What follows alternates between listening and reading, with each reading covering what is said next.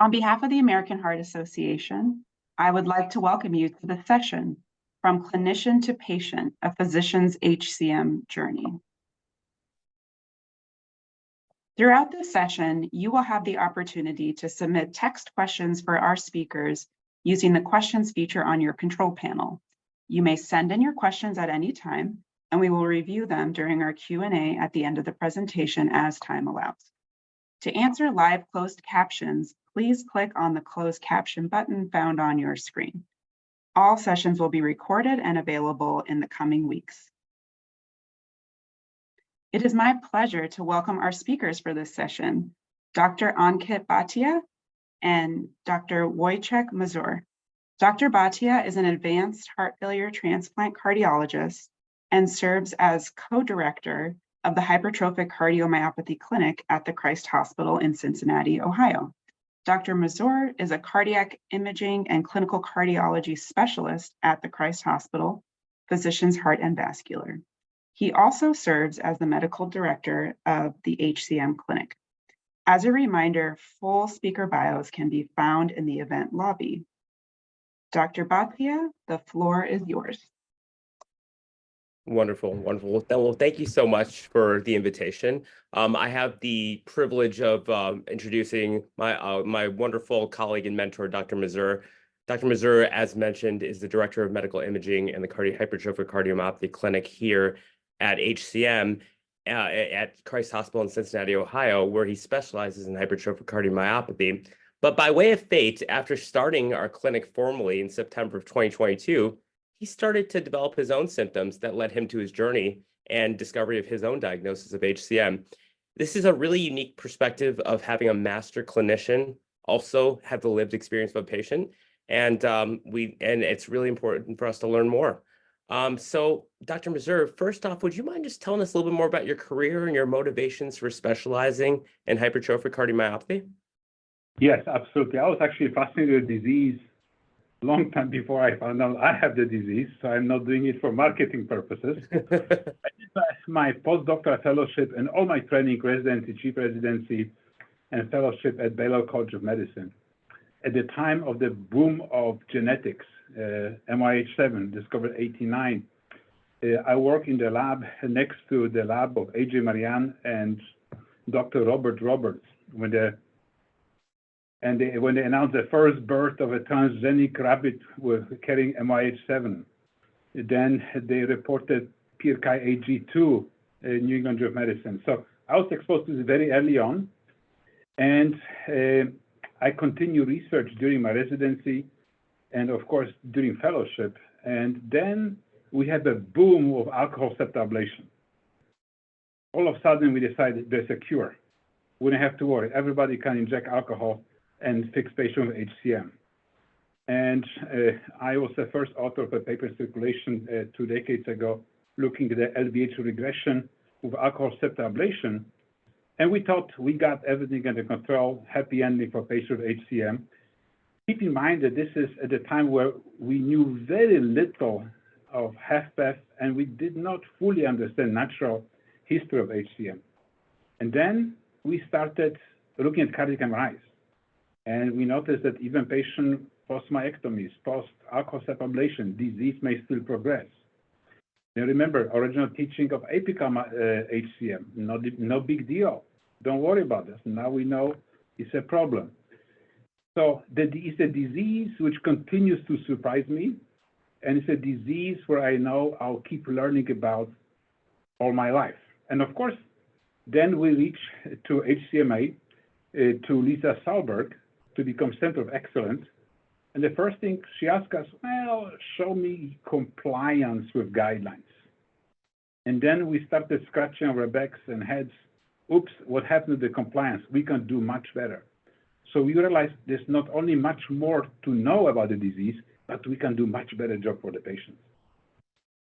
So, Dr. Mazur, as you spend every day talking to your patients about HCM symptoms, what led you to your personal journey of discovering that you had the diagnosis? Well, it was quite adventurous. One of my trips to Europe last year involved jumping in 20 feet in the waterfall, which resulted in arm fracture. And when I came back, I asked my primary physician to send me a referral to physical therapy, to which he said, no, you have not seen me for 5 years. And then when he listened to me, he tells me you have loud murmur. My response was, I do not have murmur. I'm a cardiologist. A long story short, HCM was discovered, and then suddenly everything kind of clicked. Progressive exercise intolerance. Probably because I'm fairly athletic, this was not so obvious. Near fainting with exercise after meals. When I was doing clinical service and not drinking water, I noticed that when I climb several flights of stairs, I have to grab something not to faint.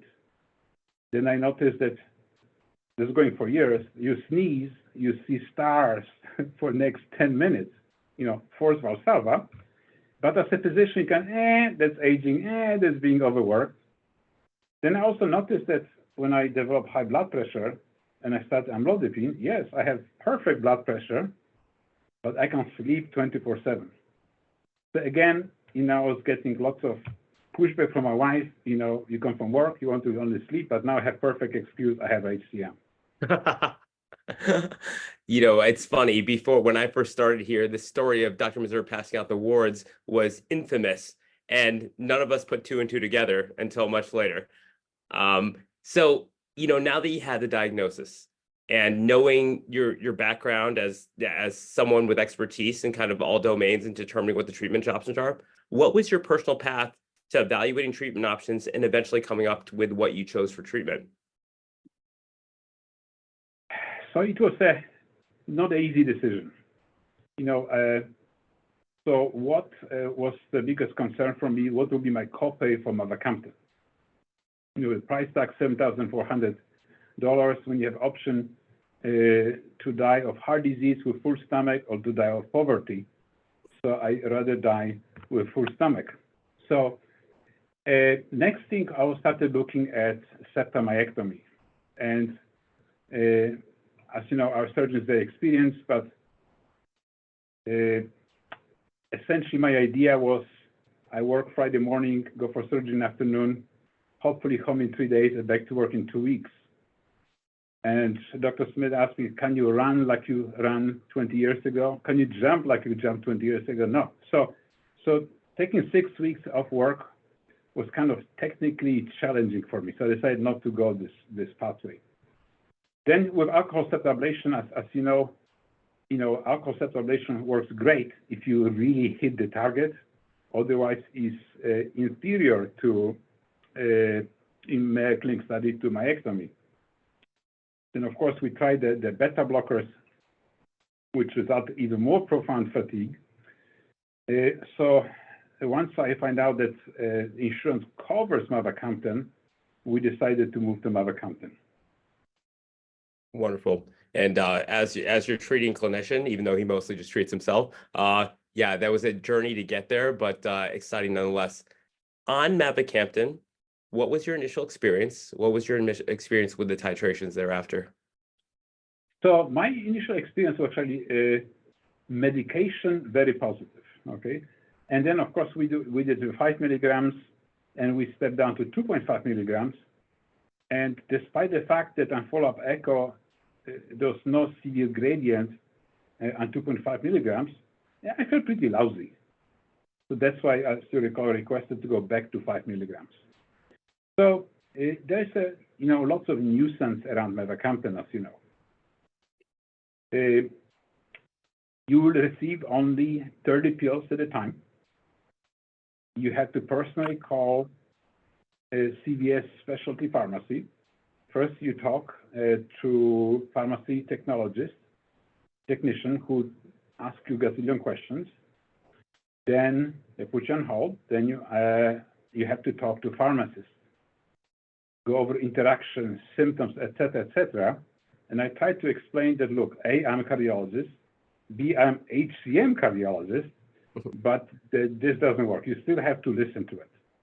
And of course, it's the nuisance of having the echo. For me, it was minimal because, being the imaging director and working once a week in echo lab, I tell the echo text when I'm ready for echo, which most of our patients don't have the luxury to say, oh, I'll come at my convenience.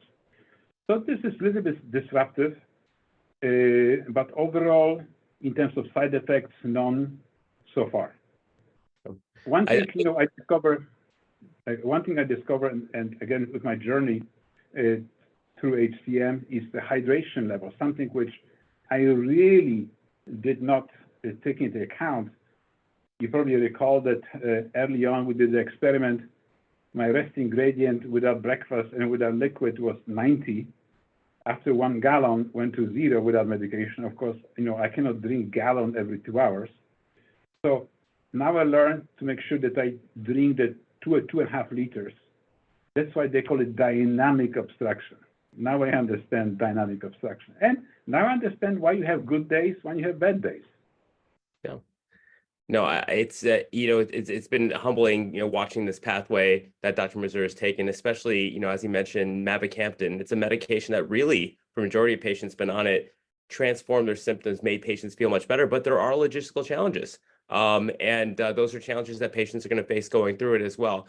What's interesting too, I think we both discovered, was when he went from 5 to 2.5, despite his dynamic gradient effectively disappearing in that moment, because of the diastolic dysfunction benefits of mavacamten, really felt lousy at 2.5. And I think we're seeing that more and more so, that that higher doses, people feel better because of more of the relaxation properties that the medication provides for the heart itself. So Dr. Mazur, now having seen thousands of patients with this condition probably over the course of your career and treating it, what has being a patient with HCM taught you and given you perspective as you continue as a clinician? First and foremost, important is see the whole patient. So number one, we both do that, educate the patient in detail about diagnosis and understanding. That's why in our clinic, we have a 3D printed model of patient with different type of HCM.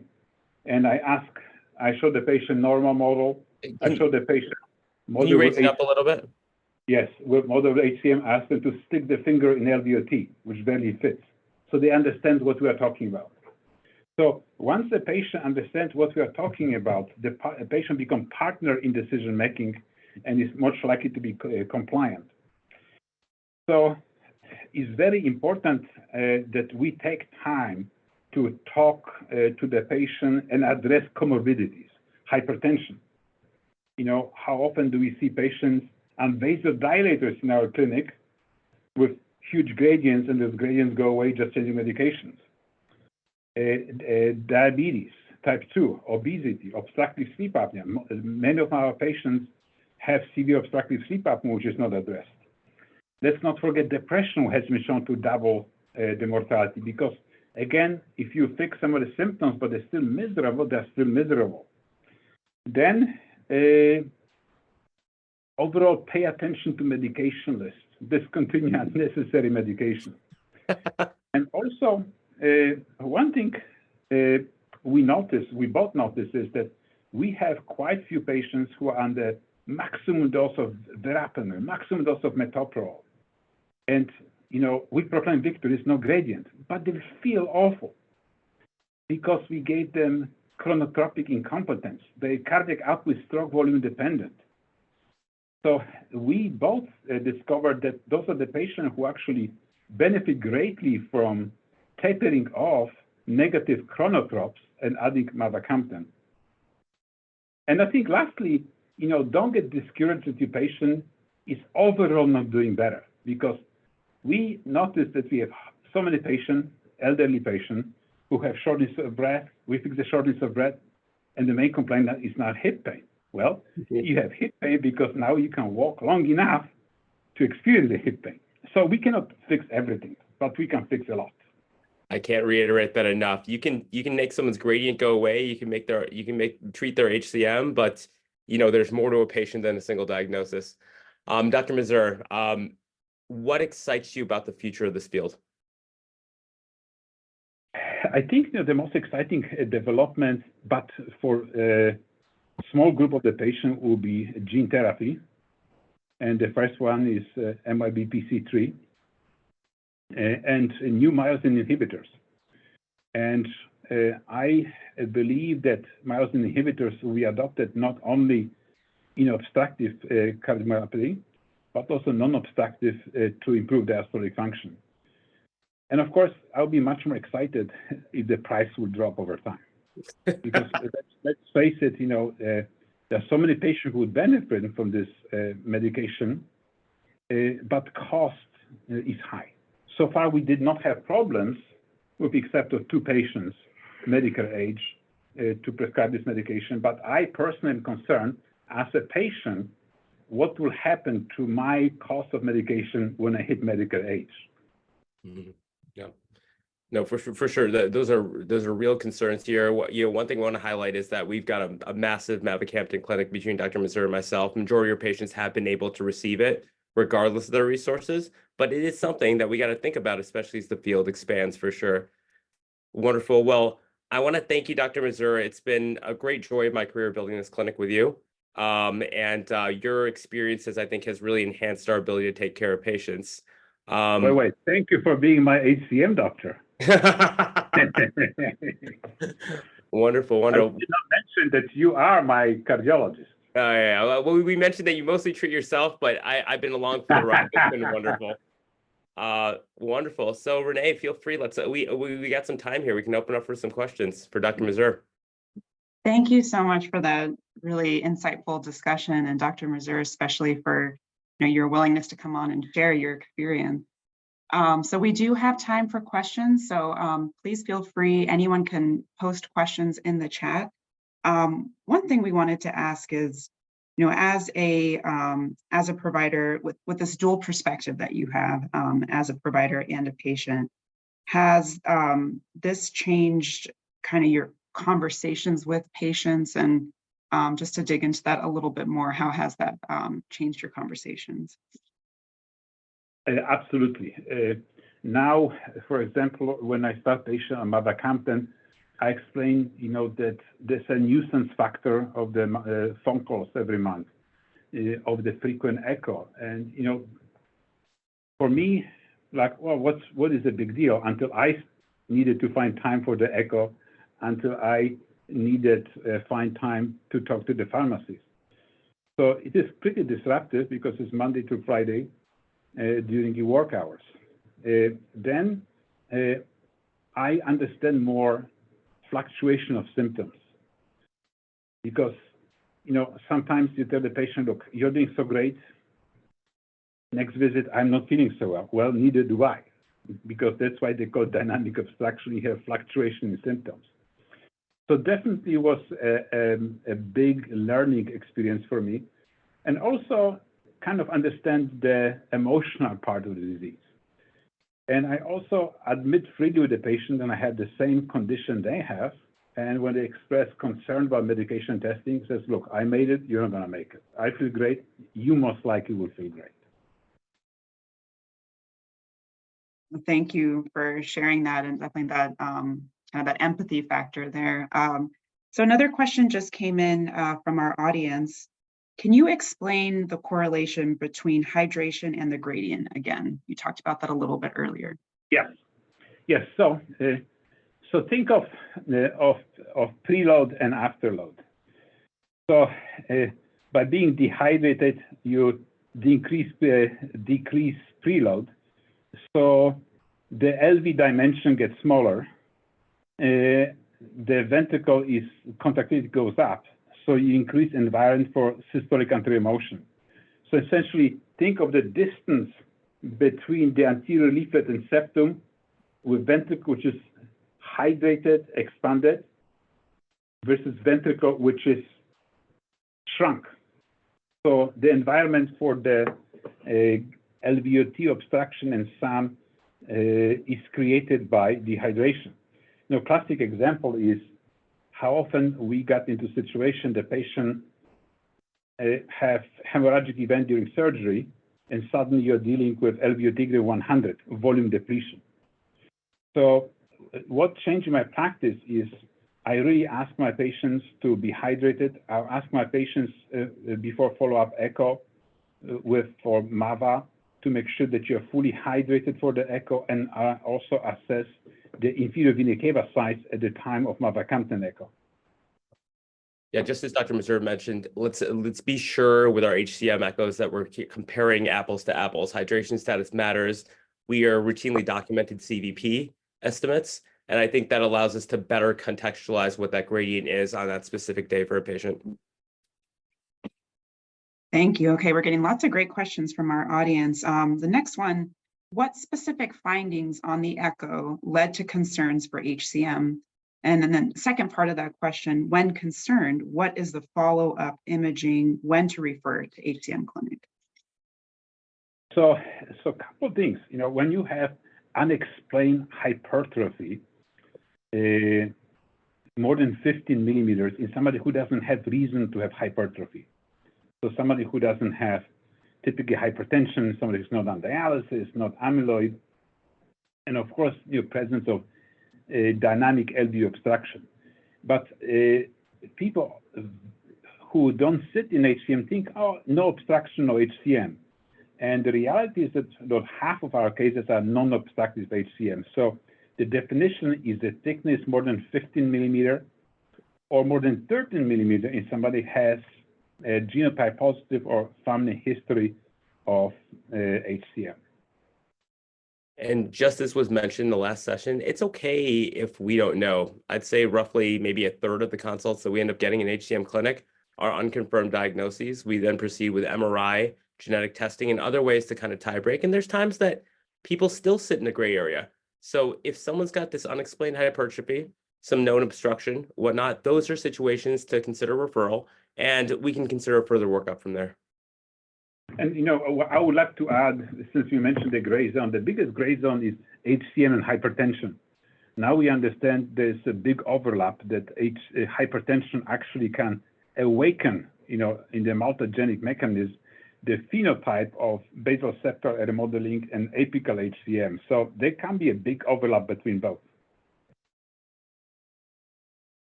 All right, we have some more questions coming in. We have a couple more minutes. How do you advise HCM patients who regularly do activities that involve a lot of Valsalva type of physiology, such as rowing?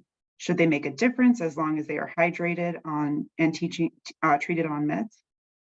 So the cool thing is that our outlook at exercise in HCM changed significantly. So as you recall, years ago, absolute no exercise or mild exercise. And essentially, papers started coming out from teenager, young adults, that the kids who did not listen to the doctor's advice did much better. The paper showing the dynamic obstruction improved in one series, one diastology improved. So my recommendations right now are, we are completely okay with moderate exercise, completely okay pushing yourself. Here's one exception. I recommend against heavy weight lifting, like bench pressing, leg pressing, because of Valsalva, and because you actually add another stimulus for left ventricular hypertrophy. Many people don't know that if you leg press 500 to 700 pounds, your systolic at this moment increased to 400 millimeter Hg. So we actually have seen our clinics, people with LVH, very stiff aorta, who induce the disease by heavy weight lifting. But other than heavy weight lifting, I do not see any restriction.